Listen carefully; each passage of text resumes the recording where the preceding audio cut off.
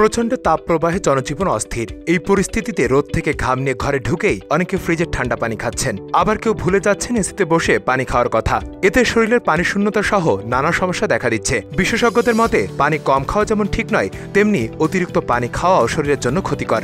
এই গরমে সুস্থ থাকতে দিনে কত গ্লাস পানি খাওয়া উচিত তা হয়তো অনেকেরই অজানা। বিশেষজ্ঞদের মতে সারা বছরই দিনে 3 লিটার পানি খাওয়া প্রয়োজন, তবে গরমের দিনে একটু বেশি পানি খাওয়া দরকার। সেই হিসেবে গরমের দিনে প্রতিদিন 3 থেকে 4 লিটার পানি খাওয়া উচিত। তবে কিডনি, হার্ট বা লিভারে যাদের অসুখ রয়েছে তাদের উচিত হবে চিকিৎসকের পরামর্শ অনুযায়ী পানি খাওয়া। চিকিৎসক ডাক্তার প্রকাশ চন্দ্র শেট্টি জানান, দিনে অন্তত 8 গ্লাস পানি খাওয়া উচিত। তবে গরমে রোদের জন্য যাদের ঘাম বেশি হয় তাদের উচিত হবে 8 গ্লাসের বেশি পানি খাওয়া।